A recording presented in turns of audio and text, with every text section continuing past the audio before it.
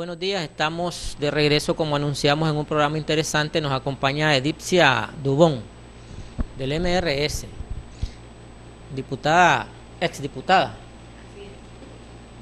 le dicen defenestrada.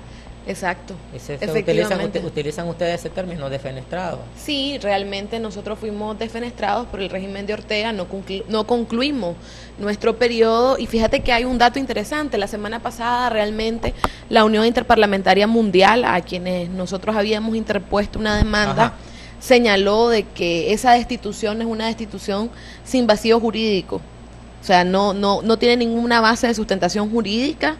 Y están mandando a hacer una investigación más exhaustiva y pidiendo información al Estado de Nicaragua por haber violentado los derechos parlamentarios que teníamos nosotros, los 22 diputados que fuimos destituidos. ¿Y qué esperan? Porque si llega esa investigación, y encuentran que fue anormal, que fue ilegal, van a volverlos a restituir a que terminen los 5 meses. ¿Cuántos eran? 6 meses. 6 meses.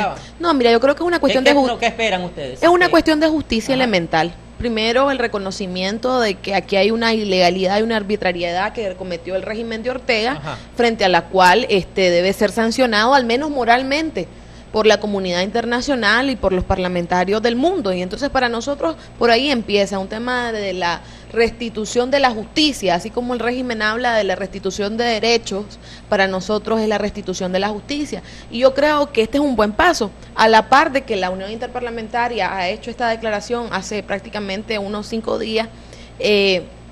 La Comisión Interamericana de Derechos Humanos también admitió nuestro recurso frente a ellos, y también ha solicitado en un plazo no mayor de 60 días al Estado de Nicaragua que presente sus alegatos y que argumente pues cómo fue que nos destituyó y por qué y cuál es la base de sustentación jurídica.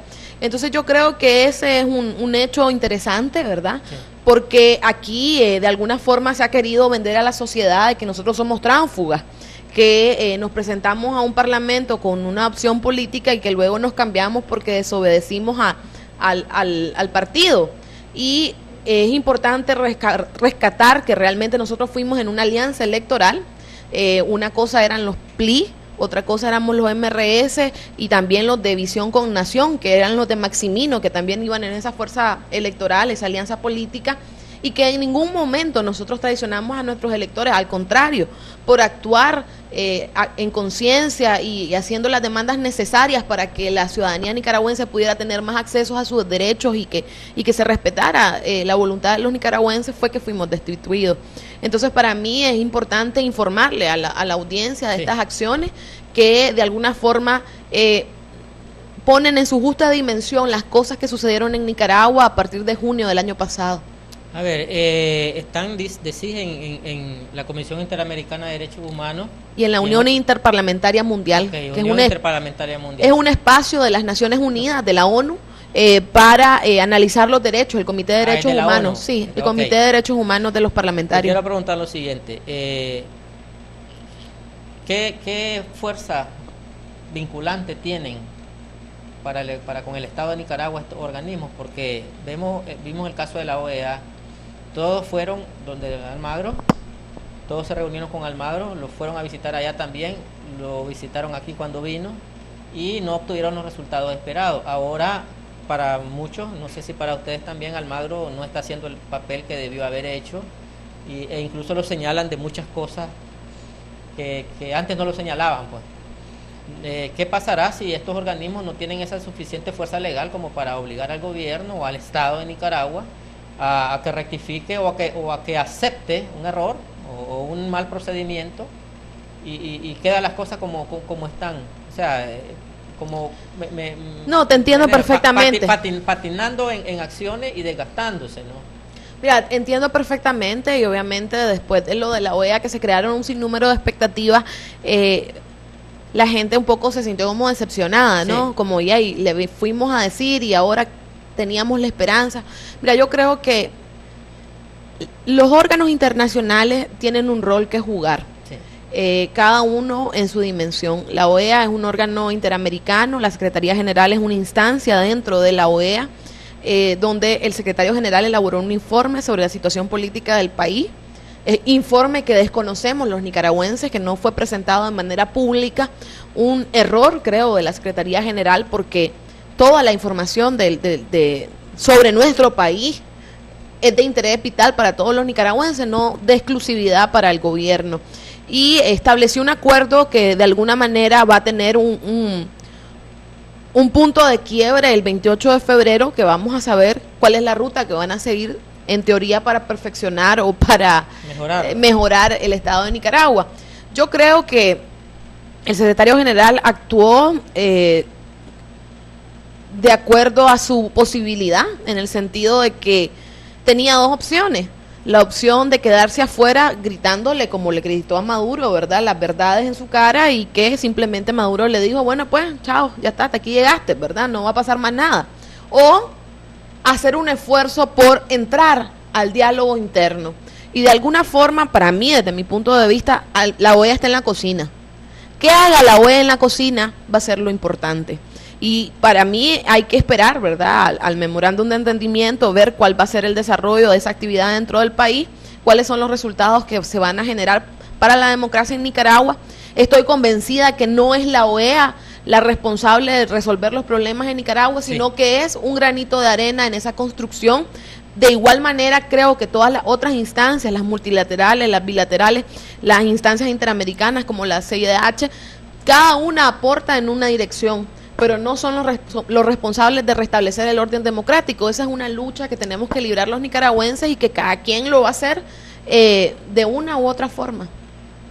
Ajá, están claros entonces que no necesariamente tienen que venir decretos o lineamientos de estas instituciones que van a obligar al Estado, porque no tienen esa facultad.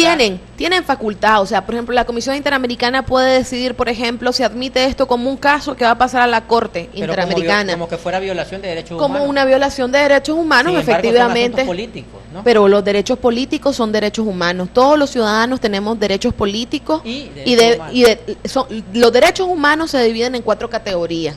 Una de ellas es la de los derechos políticos, los derechos culturales, los derechos, los derechos económicos y sociales. Cada vez que los seres humanos fuimos avanzando en las demandas de la complejidad de las cosas que nos gustan, en esa medida fueron avanzando también los derechos, y los últimos derechos consagrados fueron los derechos políticos. Correcto. De hecho, nosotras las mujeres en Nicaragua los adquirimos en 1955.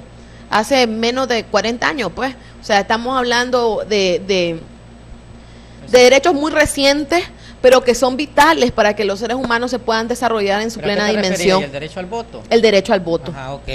Sí, es interesante que explicar, y a mí me toca preguntar, no, a ustedes les toca responder. Con gusto.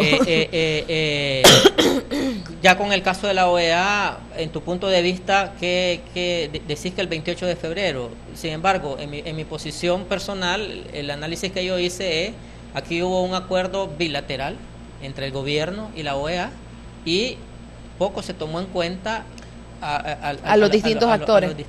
A los otros actores, digamos, ¿no?, que eran la parte de oposición. Decir que miras algo cocinando significa de que esperan que saque un producto para venderlo o para ofrecerlo. Está obligado. Okay. Está obligado a hacer algo. Hacer algo que pueda ir en fortalecimiento de la democracia, no a resolver el problema de la democracia. ¿Y por qué digo que está obligado? Porque el secretario general se debe a la Carta Interamericana. Está obligado porque él tiene que rendirle cuenta a los otros países de lo que está haciendo en Nicaragua, y porque la relación y el trabajo con la OEA no acaba con esta relación con el secretario general. Hay otras acciones en curso que están orientadas a trabajar con los otros países miembros del Consejo Permanente de la OEA, y que de alguna manera van a ir generando algún tipo de acción política internacional que presione a los cambios que nosotros vamos a estar demandando y trabajando para que se realicen en el país. O sea, esto es una estrategia que tiene distintos pasos, distintos niveles. Sí. Este es un primer nivel, donde obviamente el secretario también tiene limitaciones, pues no va a poder una persona venir a cambiar toda la estructura política y electoral del país si no tiene la fuerza necesaria que lo respalde y que lo acompañe. Y para eso es importante que los otros países también estén claros de cuál es la situación de Nicaragua. Pues, o sea, la OEA es un espacio donde convergen distintos países, donde la representación de los países tiene un peso importante, pero que el ejercicio de la gestión política es lo que va a hacer de alguna manera que vaya en una u otra dirección. Y yo quiero decirle a los nicaragüenses que esta es una especie de batalla, ¿no? Pues que estamos librando en el espacio internacional y que nuestro contendiente es un contendiente fuerte, o sea, es el contendiente que utiliza nuestros impuestos, es el contendiente que utiliza la infraestructura política del país, o sea, los ministerios, o sea, cuando nosotros queremos dar un paso, él solo levanta el teléfono y llama al canciller que tiene sentado en la oficina, que está a 3 pasos de la oficina del secretario general. O sea, que esta es una batalla que es de largo plazo y en la que de alguna manera tenemos que actuar con mucha inteligencia, con mucha prudencia, pero tener el ánimo arriba, porque si hay una cosa que nos asiste es la razón. Todos los nicaragüenses sabemos que aquí se han violentado los derechos humanos de los nicaragüenses en distintas dimensiones y de distintas maneras. Todos sabemos que el 1 de diciembre, que el secretario general vino aquí había una violación de derechos flagrante a los campesinos nicaragüenses y que no está puesto ahí, y que por eso el obispo Báez se sorprende, porque dice, yo le dije, y él me dijo que todo lo que yo le estaba diciendo, lo que estaba contenido en el Nuevos Horizontes, en el documento que hizo la iglesia, señalaba de alguna manera lo que estaba pasando en el país. Entonces esta es una lógica de ir presionando todos los días, correcto, todos los actores para que se restablezca la democracia. Si sucede algo, sin embargo, habían otros sacerdotes que enviaron otro documento diciendo otras cosas, y lo sabes bien, ¿no? No, esa parte sí, cuéntame. Sí, la iglesia está dividida, la iglesia católica, y hay parte que está apoyando al gobierno, y hay parte que está eso, y esto es claro y evidente. Entonces, ¿qué iba a hacer Almagro si por un lado tiene la misma iglesia diciéndole por un lado una cosa y por el otro lado otra cosa? Esa es parte de las cosas que tenemos que resolver los nicaragüenses, correcto, que no las puede venir a resolver él, ¿verdad? Entonces tiene que ser un mago con una varita mágica para ver con quién queda bien, ¿no? Cuando le salen dos fuentes de la misma institución con dos versiones.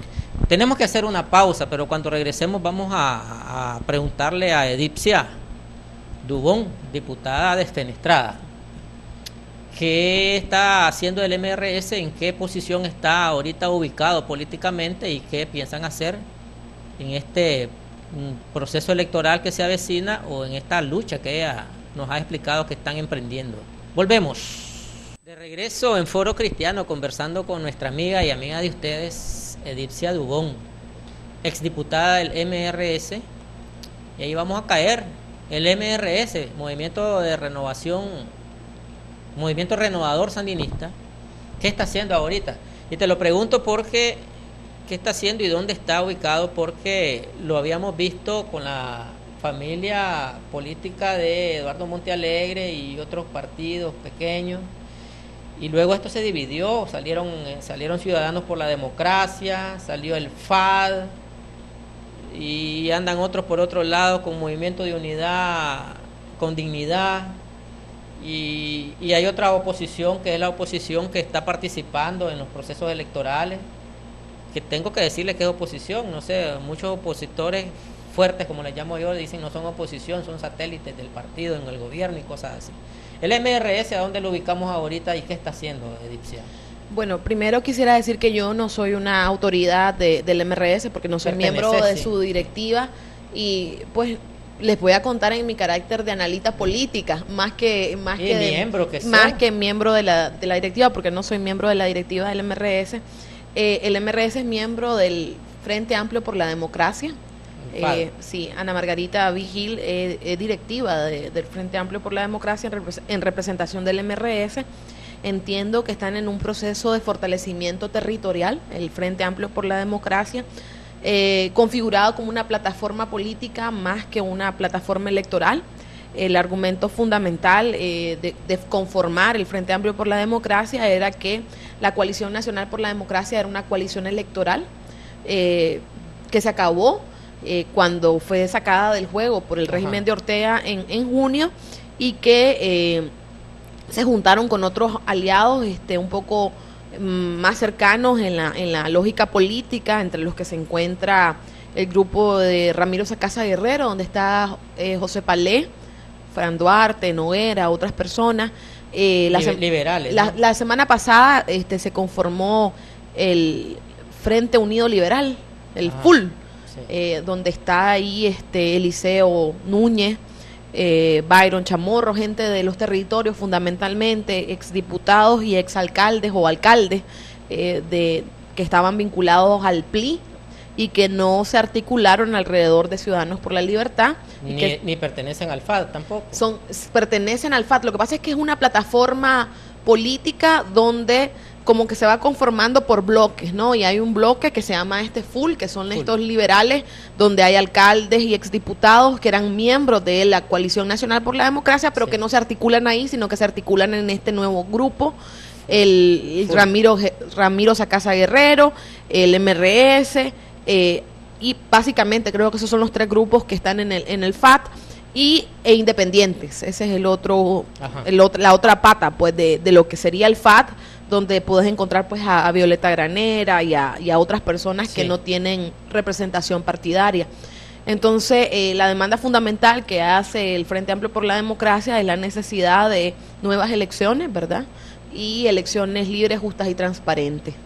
Nuevas, cuando te referí nuevas, repetir las que ya pasaron. Entiendo que el planteamiento porque ahorita vienen elecciones municipales. Entiendo que el planteamiento que hacen es que efectivamente estas elecciones municipales no tienen las garantías para que se pueda desarrollar un proceso electoral y que se debería realizar nuevas elecciones nacionales, porque no reconocen los resultados electorales del 2016.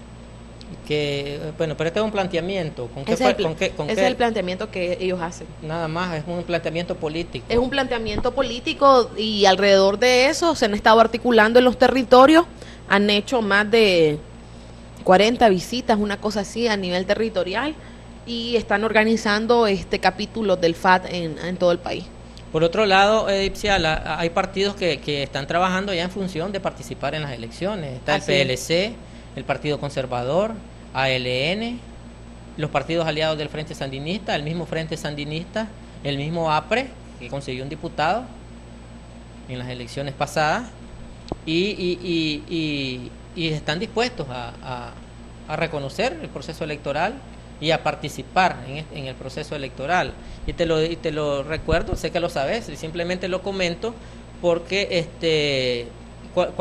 ¿cuál es tu visión como miembro? Ya nos aclaraste, no perteneces a las directivas de estas organizaciones, pero te vas a sumar a una decisión y a un lineamiento político que se tome, ¿no? A nivel de dirección. ¿Cuál es tu visión como ciudadana y como política de estos partidos que van a participar en esto? Pues porque también son ciudadanos nicaragüenses.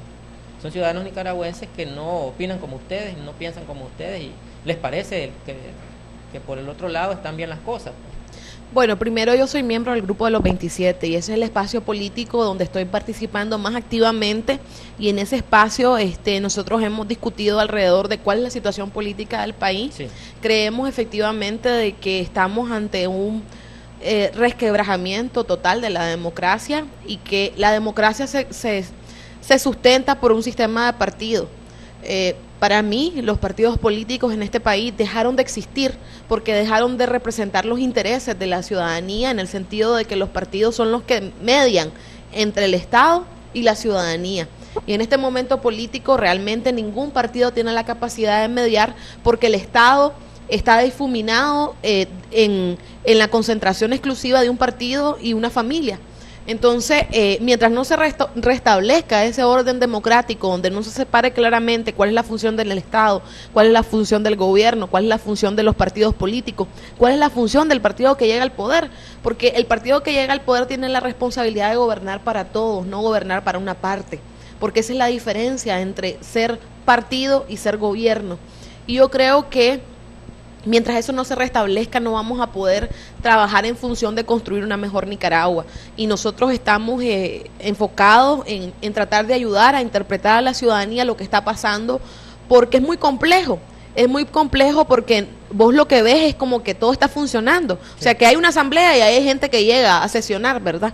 Pero realmente, ¿cuál es la capacidad que tiene esa asamblea de ser un peso o un contrapeso del gobierno? Ninguna. ¿Por qué? Porque tiene un control absoluto del régimen. Tiene que serlo.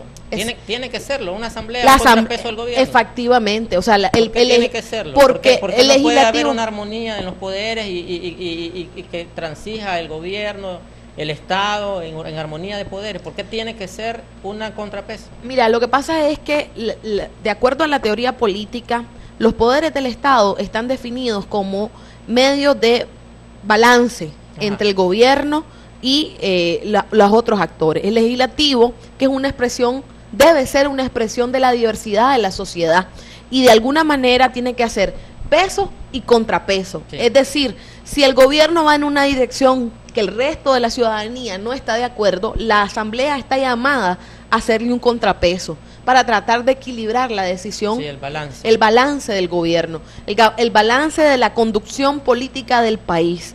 Entonces, en estas condiciones eso está roto porque hay un control total de todos los poderes del Estado. Y mientras eso no se restablezca, no puede haber democracia y no puede respetarse los derechos de los demás porque no estamos expresados. Y esa es la demanda fundamental que nosotros hacemos desde el grupo de los 27. Mira, yo personalmente pienso que la gente tiene derecho a pensar diferente y a disentir. Sin embargo, hay hechos que son básicos, que vos sabés que si una persona mató a una persona, es bien difícil estar de acuerdo que alguien mató a una persona. O sea, son hechos que son irrefutables. Sí. Y de alguna manera, lo que está pasando en Nicaragua, lo que pasó en las elecciones de noviembre, donde la mayoría de la población no fue a votar porque no creen en ese régimen político, porque no creen en esos actores, debería ser un hecho que resuene en la gente que quiere trabajar por este país. Si vos te sometés a ser parte de un espacio parlamentario donde no podés hacer nada, si vos te sometés a unas reglas del juego que van en contra tuya, donde no hay competencia, donde no hay posibilidad de ni siquiera, ni sabemos cómo fue la repartición de los fondos ahorita del Consejo Supremo Electoral a estas organizaciones políticas. En una campaña, los reembolsos no los han entregado todavía. O sea, todo en la oscuridad, es bien difícil trabajar. Entonces, para mí, que la gente del PLC, que la gente de Alfredo César o de Byron Jerez piensen que pueden trabajar en esa dirección, yo creo que ellos están en todo su derecho, pero el resto sabemos que esa dirección no va para ningún lado, porque realmente no van a tener la capacidad de cambiar las cosas ni crear oportunidades para los nicaragüenses, más que doblegarse a la voluntad de quien tiene la mayoría numérica parlamentaria o la mayoría numérica en las alcaldías, aunque la mayoría real somos los que estamos descontentos con este régimen. Ahora te quiero preguntar por el otro sentido. Hay ciudadanos que en su derecho están también buscando, se organizan y buscando personerías jurídicas para participar. Y del grupo que perteneces, salen unos que se llaman Ciudadanos por la Libertad, creo, que están buscando personería también. ¿Y para qué buscan personería? Sino para participar en el proceso del esquema establecido, ¿no? Sí, lo que pasa entonces, ¿cómo analizan? Porque de ustedes mismos también, diputados suplentes, no fue tu caso, pero diputados suplentes del PLI asumieron los cargos que dejaron los diputados defenestrados, que como se les dice, ¿no? Y también son parte de ustedes, o sea, son parte de ese grupo que fue destituido y se les llamó a ver quiénes quieren asumir estos cargos y muchos asumieron y están de diputados ahorita. Entonces también tienen derecho a hacerlo, ¿no? Mira, son varias cosas. Efectivamente todos tenemos derecho al ejercicio de la vida política, pues, sí, y a aspirar a tener un cargo de elección popular. Para mí el problema son las reglas del juego. O sea, aquí las reglas del juego están quebrantadas y es como que estamos jugando desmoche, pero yo ya conozco todas tus cartas. O sea, ni más ni menos, pues. Entonces, vamos a jugar casino robado y yo ya acomodé las cartas de tal manera que solo yo gane, pues. Entonces, eso es lo que está pasando en Nicaragua, pues, y yo creo que todos lo sabemos. Entonces, frente a eso, vos tenés la opción de decidir, ¿me juego desmoche sabiendo que me va a ganar? Y no importa, pues, me hago que no sé y juego, pues, porque lo que quiero es jugar, a ver si le doy pesar y me deja quedar en segundo lugar, pues, o ver qué hago. O digo, mira, ¿sabes una cosa? Vos ya sabes cuáles son mis cartas, volvamos a moverlas otra vez, pues. pero no, o sea, yo creo que eso depende de la gente. O sea, vos tenés que estar claro qué es lo que está pasando. Nadie aquí se puede hacer el de la vista gorda. Y esa es una opción, hacerte el de la vista gorda o no. Y frente a eso vos tomás tu decisión, qué camino es el que querés seguir, en qué caballito te querés ir. Nosotros tomamos la opción más difícil, que es la de decir esto no está bien, y como no está bien, demandamos que se restablezca el orden democrático y punto. De ahí no nos bajamos, pues esa es nuestra opción. Que si la gente quiere seguir en esa lógica, yo entiendo dos cosas. Uno, o porque les gusta saber que les van a ganar, o porque no entienden lo que está pasando. Y si no entienden lo que está pasando es que hay un régimen que tiene el poder absoluto, que ha controlado todos los poderes, que ha desmantelado el sistema de partidos, porque no hay posibilidad de que los partidos políticos funcionen con libertad, sí, con ejercicio libre, porque va a depender de cuánto le molestes o no le molestes al régimen, así te va a sacar o te va a dar oportunidades. O sea, estamos como pidiéndole permiso de hacer todas las cosas y nosotros decimos no. Tanto derecho tenés vos de hacer tu ejercicio político como tenemos nosotros. Tanto derecho tenés vos de ser gobierno como también tenemos nosotros. Y sabes una cosa, si vos crees que vos podés ganarnos, sometete a una elección competitiva, transparente, donde la gente realmente puede elegir, y si vos ganas, ganaste. Pero no nos estés metiendo la guayola de que estás en el gobierno porque sos mayoría, pero no te rifas en ninguna elección. Y ese es el planteamiento y el sustento que nosotros hacemos. Entonces nosotros le decimos a la gente, a ver, usted puede optar por ir a ser candidato, pero le van a pasar dos cosas. Uno, puede ser que al final no sea, porque si sienten que usted es una amenaza para él en el territorio, lo van a sacar. O le va a pasar como a muchas alcaldías en este país. No sé cuántas alcaldías tuvieron los liberales, 13 alcaldías. Recuerdo la de Santo Domingo. Nosotros llegamos a Santo Domingo, pasás la Libertad, y de repente todo el trecho de la Libertad, más o menos como, no sé, como unos 20 kilómetros adoquinado. Cuando ya estás llegando a Santo Domingo, no hay adoquines. Es de otro partido la alcaldía. Es de otro partido. Y entonces, donde la alcaldía está al frente, tiene maquinarias, tiene adoquines, tiene transferencia municipal, tiene acompañamiento, capacitación, el cielo se le abre. Ah, pero si sos una alcaldía que no es de la del gobierno, entonces te cortan todo.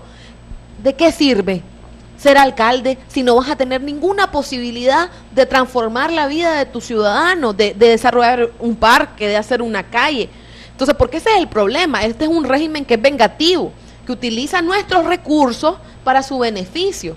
Bueno, en el caso de las alcaldías, no sé, porque las alcaldías no dependen de la transferencia de fondos, sino de sus impuestos internos. Es que depende. Hay una transferencia del presupuesto, sí, se le suministra el 4%. 4% y depende del tamaño de la alcaldía.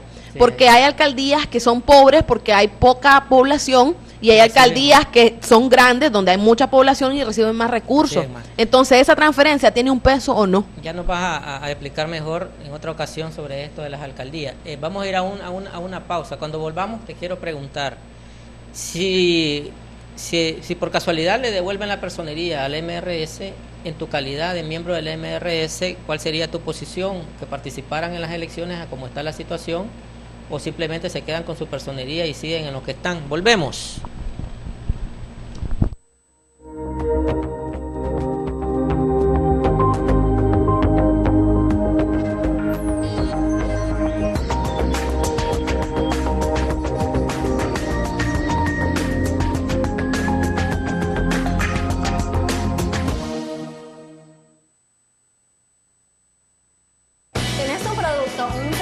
y deseas darlo a conocer, no esperes más. En JBN Jesús Broadcasting Network, Canal 39, encontrarás un aliado. Aquí tendrás calidad, claridad y máxima difusión. Anunciate con nosotros, trae tu spot publicitario y si no lo tenés, aquí te lo elaboramos. Y por precios, no te preocupes, que somos totalmente accesibles. Visítanos, estamos en Bolonia de la Casa del Obrero, 5 cuadras al sur, media cuadra abajo, o llámanos al teléfono 22 54 51 23. Anúnciate, este espacio es para ti.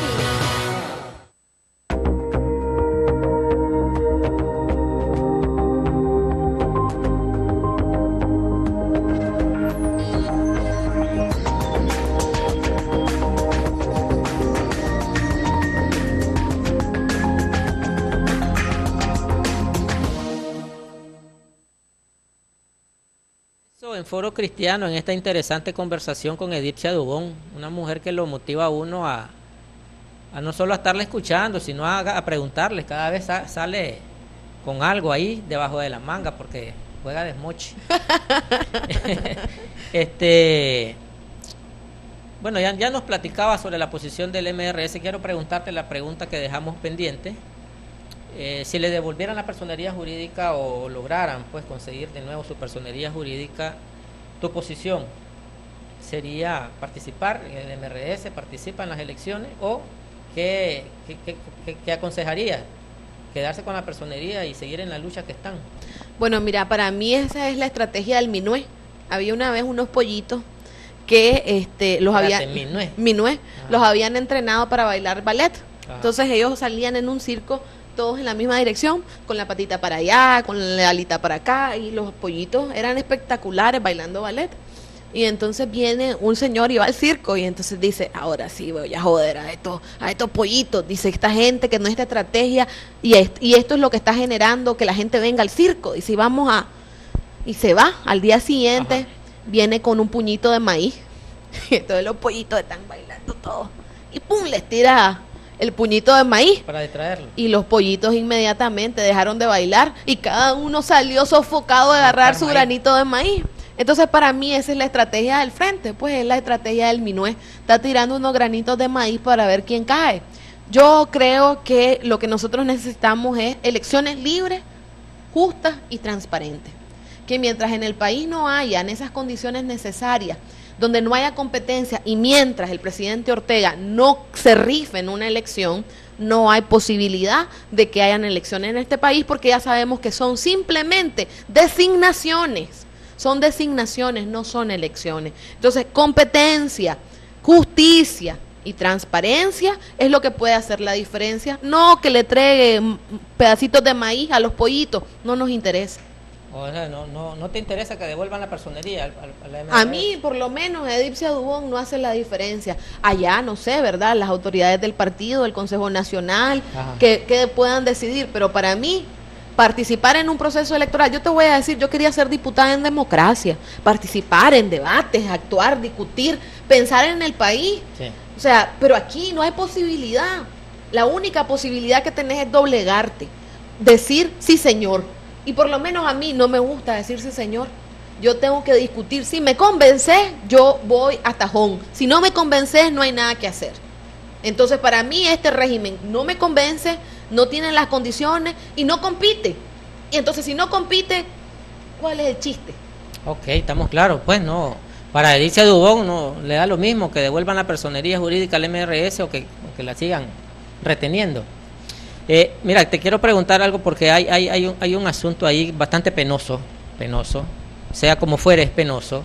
La demanda contra el poeta Ernesto Cardenal, que es demanda de otra ciudadana nicaragüense, por varios miles de Córdoba, que vienen siendo centenares de dólares.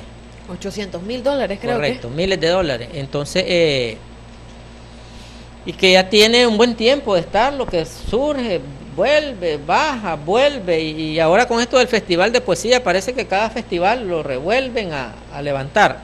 Leía yo un comentario de una de las señoras que se llama Nubia Arcia, que dice que es un litigio entre privados, que ella tiene un pleito con Ernesto Cardenal como persona y no como poeta, y que le da pena o se queja de que lo están politizando y que todos los medios están en contra de ella y a favor de Ernesto Cardenal.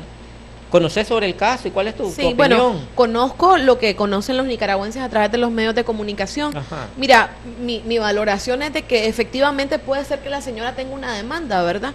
Y que la demanda pueda ser justa. El problema es que estamos en un régimen donde no hay justicia. Entonces, que la justicia depende de la voluntad de quien está en el poder. Y de alguna manera el padre ha dicho de que esta querella ha sido utilizada por el régimen político para presionarlo, para quererlo doblegar, para castigarlo, y argumenta que el castigo es porque fue invitado a la toma de posesión en el Paraguay de Fernando Lugo y que a él le permitieron entrar y a Daniel Ortega no. Y entonces Daniel Ortega, en su lógica, yo desconozco esas interioridades, ¿verdad?, entre el padre y Daniel Ortega.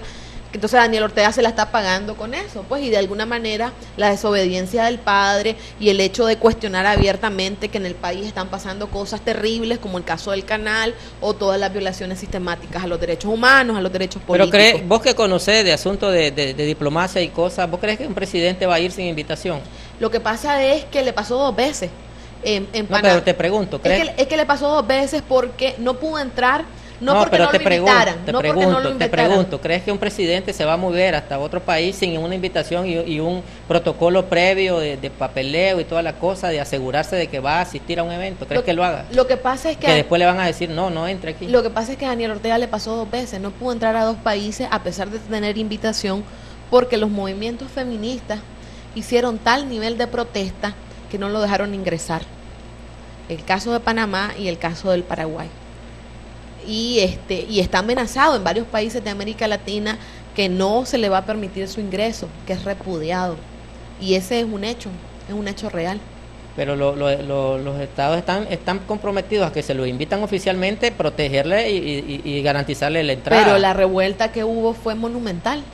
Ese fue un hecho, fíjate que es interesante, porque aquí casi no se documentó, pero realmente de hecho sacaron gigantografías. Así como las que tiene estas vallas que tiene publicitarias en todo Nicaragua, le pusieron una frente al aeropuerto, donde pues le señalaban actos bochornosos a Daniel Ortega y por qué no se le permitía su ingreso. Más o menos vinculado al caso de Soilamérica. En esos países tiene más fuerza el movimiento, la sociedad en contra de Daniel que aquí en Nicaragua, porque aquí en Nicaragua la sociedad no logran. Civil, hay sociedades civiles que son más fuertes y que tienen una relación con los gobiernos más estrecha. El problema es que aquí no hay relación estrecha con el gobierno se ha dedicado a destruir a estos movimientos y son víctimas del aparato estatal. Si tenés 30 segundos para enviar un mensaje, ¿qué dirías? Que no perdamos las esperanzas, que este país, primero los nicaragüenses somos valientes, somos gente que trabajamos todos los días y que estamos comprometidos para vivir en paz y en libertad y que sigamos luchando porque en Nicaragua se restablezca la democracia, que vale la pena la democracia porque es la oportunidad en la que todos somos iguales, que no importa dónde estés, en qué espacio estés, pero vamos a poder utilizar la ley para diferir nuestras diferencias. Ok, Ediccia, muchas gracias por haber aceptado y siempre estar dispuesta a acompañarnos en este foro, que como ves, no hay nada, no hay cartas escondidas. No, gracias, Santiago. Esperamos volverte a tener en otra oportunidad y a ustedes también agradecerles la amabilidad de su atención. El próximo día a las 7 en punto es la cita en Foro Cristiano. Ahí nos vemos.